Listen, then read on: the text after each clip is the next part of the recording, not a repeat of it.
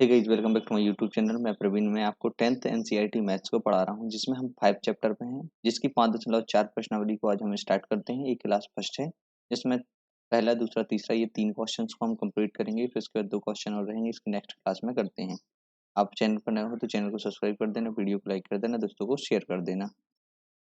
इस क्वेश्चन को पढ़ते इसमें लिखा है कि एपी 121, फिर इसके बाद 117, 113, ऐसा कौन सा सबसे पहले ऋणात्मक पद होगा। तो इसका मतलब कहने का ये है कि जैसे आप कभी भी नंबर्स को लिखते हो, ठीक है, जैसे आपके पास 1 2 3 4 5 6 ये नंबर्स हैं, ठीक है, तो इसके पहले का नंबर 0 होगा, इसके पहले का नंबर क्या होगा, माइनस का 1 होगा, इसकी और पहले का माइनस का 2 होगा, इसकी और पहले का माइनस का 3, इसकी और पहले का -4, ऐसे नंबर होते हैं। तो आप खुद बताओ कि जो इस तरफ वाला नंबर होगा, मतलब 0 से वो क्या होगा, छोटा होगा, मतलब 0 क्या है, बड़ा है, और वो नंबर क्या है, छोटा है। ऐसे कुछ बनेगा। जैसे -1, तो ये क्या है कि बड़ा और छोटा, आप समझते हो। ये वाला जो साइन होता है, इस साइन को थोड़ा तरीके से ऐसे बनाओ, यहाँ पे कोई छोटी वस्तु दिखेगी, यहाँ पे कोई बड़ी चीज, बड़ी वस्तु दिखेगी, दिखेगी कि नहीं दिखेगी। तो यहाँ पे जो 0 है ये बड़ा है, और -1 क्या है, उससे छोटा है, ठीक है। तो आपको इतनी बात समझ में आ जाती है। इसमें मैं आपको बताता हूँ कि जैसे 121 से 117, 113 है, ठीक है। इसमें जब हम चलते जाएंगे तो कभी ना कभी एक 0 आएगा, फिर उसके बाद जो मान आएगा, ये मान क्या होते हैं, ये पहला A1 है, दूसरा A2 है, तीसरा A3 है, चौथा A4 है, ऐसे आते आते। तो हमें 0 के बाद, मतलब 0 बड़ा हो और ऐसा मान चाहिए, तो वो क्या कहलाता है, AN। समझी बात को कि नहीं समझी। तो हमारे लिए क्या दिखा है कि AN क्या हो, छोटा हो, और 0 क्या हो, बड़ा हो। बस इतना हमें पता है, ठीक है। अब इसको हम वैसे ही सॉल्व करते हैं जैसे हम करते थे, ठीक है। फिर से हम लिखते हैं, इसमें क्या करना है हमें, AN छोटा है, ठीक है, और 0 क्या है, बड़ा है, ठीक है। अब इसका जो फॉर्मूला होता है उसको हम देखते हैं। इसका फॉर्मूला होता है A प्लस N-1 इंटू क्या होता है, T होता है, ठीक है। और यहाँ पर जो जैसा लिखा था हमने वैसे ही लिख दिया। इसको हम फाइंड करेंगे, हमें खुद पता चल जाएगा कि हमें क्या निकालना है। इसमें पद निकालना है, मतलब हमें N की वैल्यू निकालनी, A और D हमारे सामने है, ठीक है। जैसे A की वैल्यू हमारे पास कितनी है, 121 है, ठीक है, और D की वैल्यू क्या होगी, दोनों का डिफरेंस, ठीक है। 17 और 4 कितना होता है, 21 होता है। मतलब कि 17 में से आप 21 को माइनस करोगे तो माइनस का कितना आ जाएगा, 4 आ जाएगा। आ गया समझ में कि नहीं आ गया, ठीक है। ये दोनों जो हमारी वैल्यू है, एक ये वाली वैल्यू है, और दूसरी कौन सी वाली वैल्यू है, ये वाली, ठीक है। इन दोनों वैल्यू को क्या करना है, हमें यहाँ पर पुट करना है। ए की वैल्यू कितनी है, 121 है, प्लस N-1 लिख दिया हमने, और इनटू में D है, तो D की वैल्यू कितनी, -4 है। और ये वाला जो हमारे जो साइन लगाया है हमने पहले से, वही साइन हमने वापस लगा दिया, ठीक है। 121 हमने सेम लिख दिया, इसका मल्टीप्लाई इसके अंदर किया तो माइनस का 4N हो गया, प्लस का कितना हो गया, 4, और ऐसे हमने करके 0 लगा दिया, ठीक है। इन दोनों को हम प्लस कर देंगे तो 125 हो जाएगा हमारा, ठीक है। और इसके 125 माइनस का 4N, जैसे 0 लिखा था हमने वैसे ही लिख दिया, ठीक है। बस इसको देख के डरना नहीं है, जो था हमने वैसे ही कर दिया, जो उन्होंने स्टेटमेंट दिया था उसी स्टेटमेंट को तो देख के हम क्वेश्चन को सॉल्व करते हैं, कोई अलग से बात है नहीं, ठीक है। अब 125 लिखा ही है, इसका हम पक्षांतर कर देंगे। पक्षांतर हम इस तरफ करेंगे तो कितना हो गया, प्लस का कितना होगा, हो जाएगा 4N। तो प्लस लगाना थोड़ी बार बार जरूरी है, तो इसको हम वापस करते हैं। कितना यहाँ पर 4N को हमने वापस लिख दिया, ठीक है, इतना आ गया, कोई दिक्कत नहीं है। अब देखिए कि यहाँ पर ना N को हमने यहाँ पर लिखा रहने दिया, 125 अपन कितना है, 4 है कि नहीं। तो अब क्या है कि जो वैल्यू आएगी वो इससे बड़ी होगी, मतलब n का जो मान चाहिए आपको वो इससे बड़ा होना चाहिए। मतलब इसको पहले आप डिवाइड करो, तो 4 से 125 को हमने क्या किया, डिवाइड किया। करते हैं एक बार, 4 से 3 बार गया तो 12 आ गया, यहाँ पर कितना बचा, 5, ठीक है। फिर इसके बाद है 4 से कितनी बार किया हमने, 2 बार, 4 दूनी 8। तो ये ज्यादा हो रहा है तो एक बार किया तो 4 एकम कितना हो गया, 4 का हो गया। यहाँ पर 1 बचा, तो हमारा जो आंसर बना 31 सही 1 बटे कितना, 4 बना। मतलब कि जो यहाँ पर जो वैल्यू आ रही है वो क्या होगी, इसको हम हटा देते हैं, सिर्फ 31 सही 1 बटे 4 को याद रखते हैं, ठीक है। तो इसको हम पूरा हटा देते हैं, ठीक है। ये कितना हुआ, 31 सही 1/4, 31 सही 1/4, ठीक है। और ये कितना, 31 सही 1/4 किसकी वैल्यू, n जो है 31 सही 1/4 से थोड़ा बड़ा होगा, ये है, ठीक है। तो 31 से 1/4 से जो नंबर होता है, जो इंटीजर होता है, इंटीजर मतलब जो पूर्णांक होता है। अब पद को तो इस तरीके से बता नहीं सकते, पहले भी हम सॉल्व कर चुके हैं कि हमें कोई पद चाहिए है तो उस पद को निकालना है, तो वो तो गिनती में होगा, 1 2 3 4 5 ऐसे होगा। कोई पद ऐसा नहीं होगा कि 4.5 नंबर रैंक लगी आपकी, तो रैंक क्या होती है, रैंक पहली दूसरी तीसरी चौथी पांचवी ऐसी होती है। तो ये क्या है, एक इंटीजर नंबर नहीं है, इंटीजर मतलब कि ये पूर्णांक नहीं है, ये डेसिमल में है, दशमलव में है। तो इसको क्या करेंगे, इससे थोड़ा सा बड़ा क्या कर देंगे, देखो 31 से ही 1/4 मतलब 31.25 होगा, ठीक है, चौथा भाग मतलब 25 होता है। तो ये क्या है, 31 से तो थोड़ा बड़ा है कि नहीं। बाकी 32 से छोटा है, इसको हम क्या लिख सकते हैं, इसको 32 लिख सकते हैं अप्रॉक्स में, ठीक है, अप्रॉक्स में मतलब लगभग में, ठीक है। तो हमारा जो एन का मान होगा, तो एन का मान हमारा कितना आ जाएगा, 32 आ जाएगा, बस यही हमारा आंसर है, और कुछ अलग से है ही नहीं। ठीक है, इसको इतना सॉल्व करना है, कुछ नहीं है, बस जो स्टेटमेंट दिया उस वैल्यू को रखो और सॉल्व करते जाओ, लास्ट में आपका आंसर आ जाएगा, कोई बड़ी बात नहीं है। ठीक है, इसके बाद हम नेक्स्ट क्वेश्चन पर चलते हैं। इसमें क्या बोला गया है, ये है किसी एपी के तीसरे और सातवें पदों का योग 6 है, ठीक है, और उनका गुणनफल कितना है, 8 है। तो इस एपी के प्रथम 16 पदों का योग ज्ञात कीजिए, ऐसा बोला है। तो पहले जो उन्होंने स्टेटमेंट दिया है कि तीसरा पद कौन सा होता है, A3, ठीक है, और कौन सा सातवां पद क्या होता है, A4, A7, ठीक है। इन दोनों का योग कितना है, 7 है। इनका और गुणनफल, उन्होंने दूसरी क्या बात बोली है, इनका और गुणनफल। तो गुणनफल क्या है, A3 मल्टीप्लाई कितना हो गया, A7, इनका गुणनफल हमारे पास कितना है, 8 है, ठीक है। A3 की यदि हमें वैल्यू निकालनी है तो A प्लस कितना, हम 2D बोलेंगे इसको, प्लस इसकी वैल्यू निकालनी है तो A प्लस कितना बोलेंगे, 60। ये हम सब सिखा चुके हैं, यदि आप फर्स्ट टाइम पढ़ रहे हो तो पहले इसकी क्लासेस पढ़ लो, ठीक है। इसके इक्वल में कितना आ गया, 6 आ गया। फिर इन दोनों को हम प्लस करेंगे तो कितना हो जाएगा, 2A प्लस कितना हो जाएगा, 8D। ए वालों जोड़ दिया, डी वालों को जोड़िए, इसके इक्वल में कितना, 6 आ गया। इनमें से हमने 2 को कॉमन निकाला तो यहाँ पर A बचा, 2 से हमने इसको डिवाइड किया तो कितना आ गया, 2 कॉमन निकालेंगे तो 4D बचेगा, ठीक है। फिर 2 को कॉमन यहाँ भी निकाला तो कितना आ गया, 3 आ गया, ठीक है। ये थोड़ा हमारा निकालने का तरीका क्या है, कुछ नहीं है, सबको 2 से डिवाइड कर दिया हमने। 2 से डिवाइड किया तो यहाँ पर क्या बचा, 2 से डिवाइड किया तो 4 बचा, यहाँ 2 से डिवाइड किया तो कितना बचा, 3 बचा, ठीक है। इसमें हम किसी एक की वैल्यू को निकाल के रख देंगे, तो ए की वैल्यू निकाल दी हमने, तो 3 माइनस कितना हो गया, 4D हो गया। ये हमने इसको समीकरण नंबर 1 दे दिया कि इसकी अब जरूरत पड़ेगी आगे चल के, नहीं तो इसको आधा अधूरा छोड़ दोगे फिर बाद में उसको ठीक करो तो मजा नहीं आएगा, ठीक है। तो पहला स्टेटमेंट हो गया। अब दूसरा जो स्टेटमेंट है हम यहाँ से स्टार्ट करते हैं, ठीक है। उसमें उन्होंने दूसरी शर्त क्या बोली है कि A3 और A7 का हम मल्टीप्लाई करेंगे तो हमारे पास 8 आना चाहिए, ठीक है। तो A3 को हम क्या बोलेंगे, A प्लस क्या, 2D। इसका मल्टीप्लाई हमें किसमें करना है, A प्लस कितने में, 6D में करना है, ठीक है। इसके इक्वल में कितना हो गया, 8 हो गया। इनका हम मल्टीप्लाई करेंगे, जैसे ही हम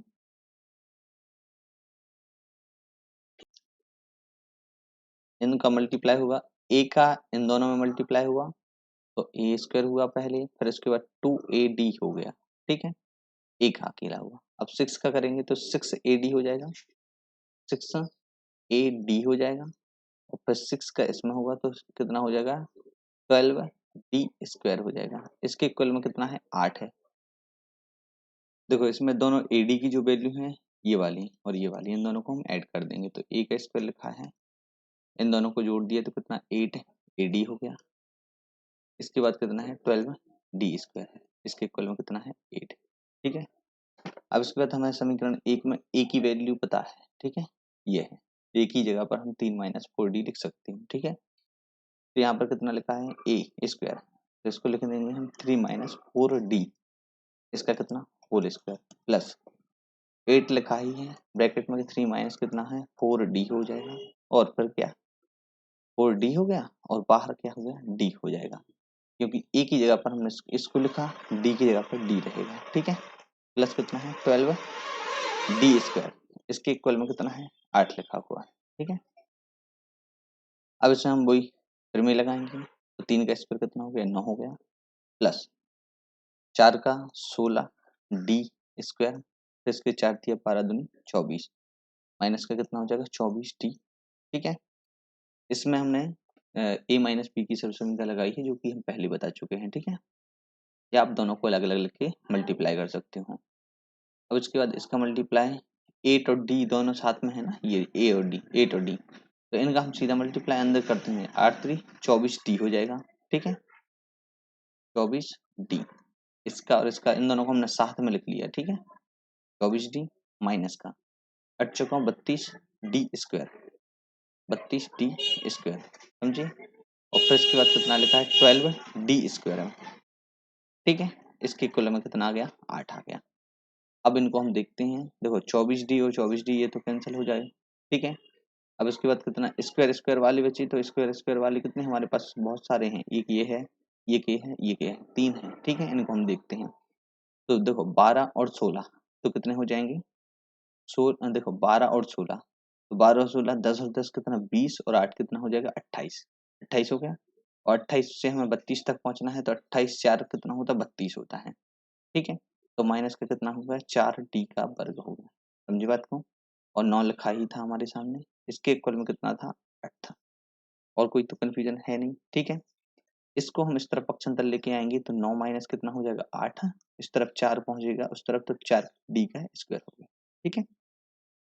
यहाँ पर 1 बराबर कितना आ जाएगा 4d², 4d² है, कोई कंफ्यूजन तो है नहीं, ठीक है। तो इसलिए यहाँ पर क्या होगा कि हमें 1/4 डी की वैल्यू चाहिए, तो डी का स्क्वायर लिखा है, ठीक है।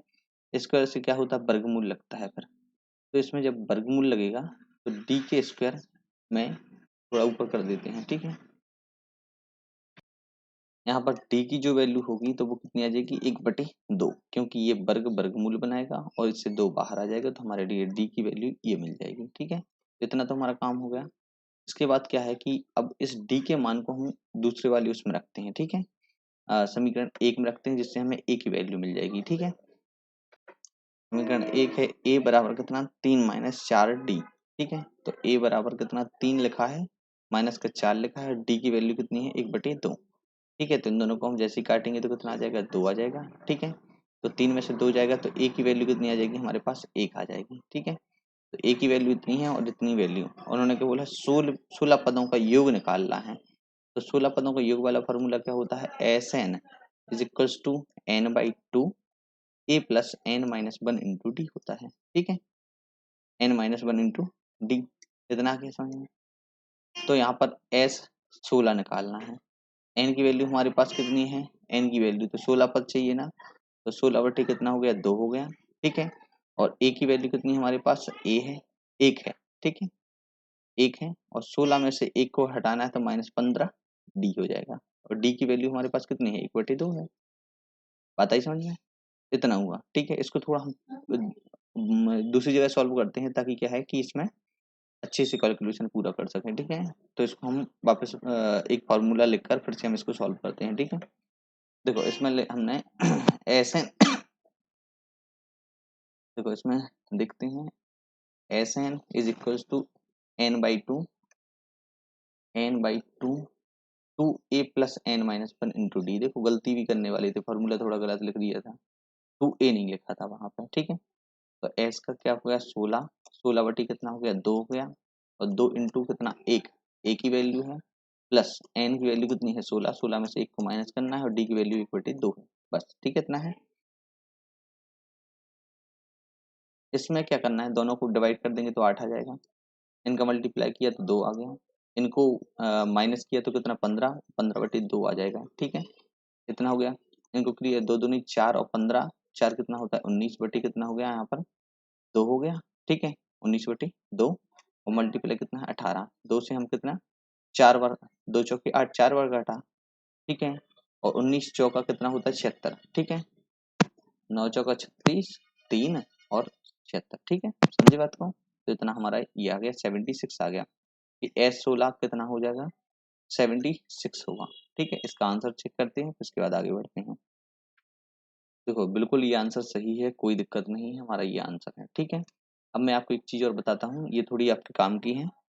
देखना आप यहाँ पे कि ये जो लिखा हुआ है यहाँ पर जो हमारा आंसर आया था, इसको हमने d² किया था, तो कभी भी जैसे आप कभी भी d² जैसे लिखा है, ठीक है।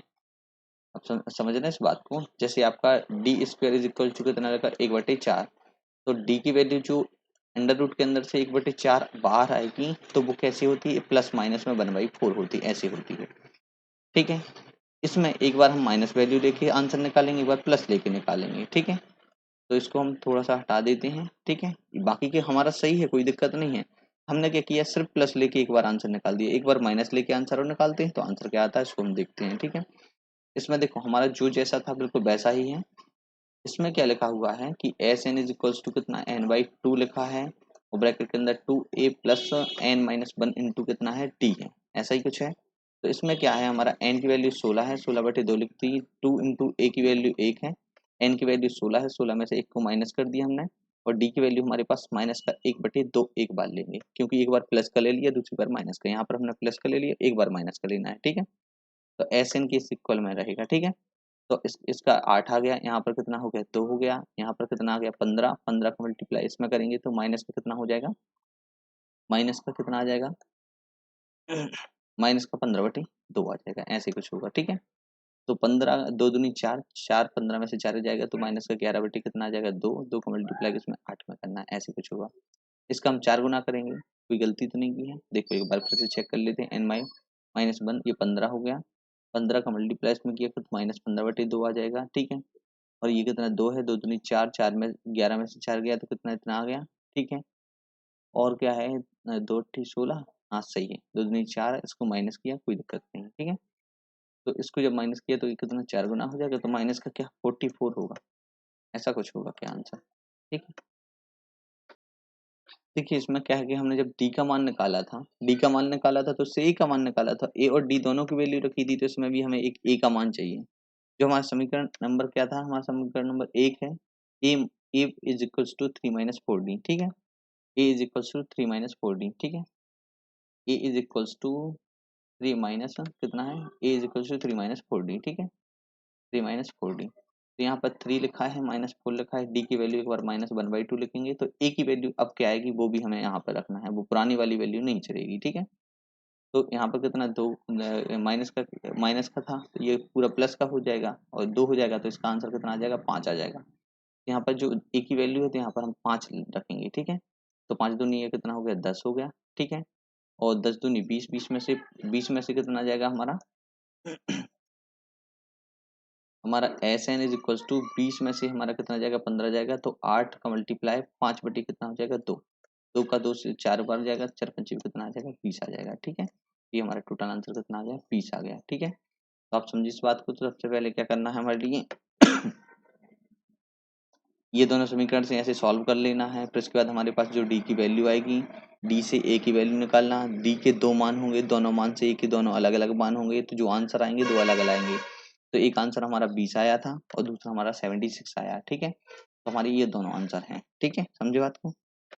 जब हम थर्ड क्वेश्चन पर चलते हैं, तीसरा क्वेश्चन क्या कहता है कि एक सीढ़ी के क्रमागत डंडे परस्पर 25 सेंटीमीटर की दूरी पर, मतलब कि एक सीढ़ी है, उसके जो डंडे हैं, ठीक है, ये हैं, ठीक है।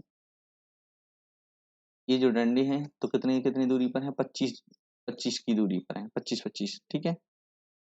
तो 25 सेंटीमीटर की दूरी पर है, ठीक है, क्रमशः। तो इसका मतलब ये है, जो 25 लिखा है ये नहीं है 25, तो ये पहले डंडे की क्या है दूरी है ये 25, ठीक है। उनका मतलब ये है कि बीच में कितने कितने गैप से 25-25 मीटर के ये गैप से लगे हुए हैं यहाँ पर, ठीक है। तो इनको देखना है आपको, तो उन्होंने ये बोला जो 25 बोला है ये वो लिखा है, ठीक है। तो डंडों की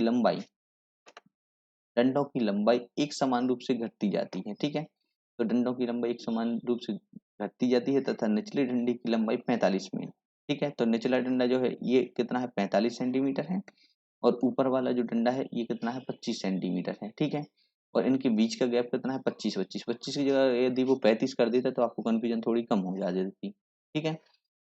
और सबसे ऊपर वाले डंडे की लंबाई, देखो अब बोला है सबसे ऊपर वाले डंडे की लंबाई कितनी 25 सेंटीमीटर है, ठीक है। आप इसको देखोगे कंफ्यूज होते जाओगे, ठीक है। तो सबसे पहले क्या बोला उन्होंने, आप समझो क्वेश्चन को, एक सीढ़ी बनाई गई है, सबसे छोटा डंडा 25 सेंटीमीटर, सबसे बड़ा 45 सेंटीमीटर है, इनके बीच में दूरी कितनी 25-25 की है और टोटल कितना है, टोटल हमारा 2 सही 1/2 मीटर है। तो ये सेंटीमीटर में है, ये मीटर में है, ठीक है। इसको हम सबसे पहले वापस क्या कर लेते हैं, इसको सेंटीमीटर में कर लेते हैं, सारी यूनिट एक सी। ये 5/2 हो गया, ठीक है। 5/2 को हम जैसे 100 में मल्टीप्लाई करेंगे तो ये कितना हो जाएगा 50, ठीक है। 50 का कितना हो जाएगा 25, तो 250 हो जाएगा कितना 250 सेंटीमीटर, ठीक है। देखो इसमें क्या है कि जैसे हमें पता है कि अगर हमारे पास टोटल यदि कोई 250 मीटर की जगह है, ठीक है, उसको और हमें कितने कितने 25-25 सेंटीमीटर में तोड़ना है, 25-25 में यदि हम तोड़ेंगे तो कितने टुकड़े बनेंगे, ठीक है। इसको हम एक बार चेक करते हैं। तो 25-25 में जैसे तोड़ा, हम छोटा एक नंबर लेते हैं, उसमें हमें पता चल जाएगा थोड़ा अच्छे से।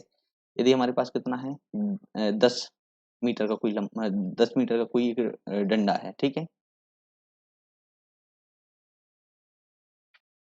जैसे हमने एग्जांपल में लिया कि एक हमारे पास क्या है, एक छोटा डंडा है, ठीक है। ये कितना है, 10 सेंटीमीटर का है, 10 का, ठीक है। तो 10 सेंटीमीटर का था, इसको हमने कितने दो मतलब 5, या हमने क्या कर दिया, दो दो के टुकड़ों में तोड़ा, ठीक है। तो दो दो के टुकड़ों में तोड़ा तो हमारे पास 5-5 सेंटीमीटर के आए, ठीक है। तो हमने इससे क्या किया, 10 को हमने 2 से डिवाइड किया, तो 10 से हमने 2 को डिवाइड किया तो हमारे पास 5 आया। तो मतलब हमारे लिए कितने पे कट लगाना है, कितने 5 मतलब कि दो दो पर यदि करेंगे तो हमारे कितने 5 टुकड़े बनेंगे, तो हमें 5 टुकड़े बनाना है। तो पहला टुकड़ा, दूसरा टुकड़ा, तीसरा टुकड़ा, चौथा टुकड़ा और एक और टुकड़ा, कितना 5। तो ये हमारे कितने हो जाएंगे, 5 टुकड़े आ जाएंगे, ठीक है। कि हमने इसको 2-2 सेंटीमीटर के यदि टुकड़े किए तो हमारे पास 5 आ जाएँगे। अब इसमें हमने डंडे कितने यूज़ हो रहे हैं, हम हमें उसको गिनना है। तो पहला, दूसरा, तीसरा, चौथा, 5वां, 6वां, मतलब इससे एक ज़्यादा हो रहा है कि नहीं हो रहा? ये पहला वाला डंडा इसमें काउंट नहीं होता। तो इसी कॉन्सेप्ट को हम क्या करेंगे, इसमें लगाएँगे, ठीक है? तो इतना तो आपको समझ में आ गया। अब इसमें हम क्या करते हैं, जैसे हमारे पास टोटल 250 सेंटीमीटर, हमने इसको बता दिया था कि 250 सेंटीमीटर हो रहा है। कैसे हो रहा है वो उसको हमने करके बता दिया था। तो 250 सेंटीमीटर है जो, ठीक है। इसको हमें 25-25 के टुकड़ों में हमें तोड़ना है। तो हमारे पास कितने 10 टुकड़े आएँगे, 10 में हमें 1 को जोड़ेंगे, वो हमने जोड़ना भी बता दिया कि वो जोड़ेंगे कैसे। तो टोटल हमारे पास कितने हो जाएँगे, 11 हो जाएँगे। तो 11 जो हमारे पास है, तो सीढ़ी में जो जितने डंडे लगे हैं तो उनकी संख्या है कि यहाँ पर ये कितने हैं, 11 हैं। टोटल आप काउंट करोगे तो टोटल कितने हो जाएँगे, 11 हो जाएँगे, ठीक है। तो इतना आपको समझ में आ गया। अब इसके बाद क्या होता है कि अब हमें क्या करना है, इसको सॉल्व करना है। इसमें पूछा क्या है उसको हम आगे बढ़ के देखते हैं। तो एक सीढ़ी के क्रमशः डंडे परस्पर 25 सेंटीमीटर की दूरी पर हैं, ठीक है। 25 सेंटीमीटर की दूरी पर हैं। डंडों की लंबाई एक समान रूप से घटती जाती है, तो हमें ये भी पता चल गया कि एक समान रूप से घटती जा रही है, ठीक है। तो सबसे निचले डंडे की लंबाई कितनी है, 45 सेंटीमीटर, हमें ये भी पता चल गया सबसे निचला डंडा कितना 45 सेंटीमीटर का है, ठीक है।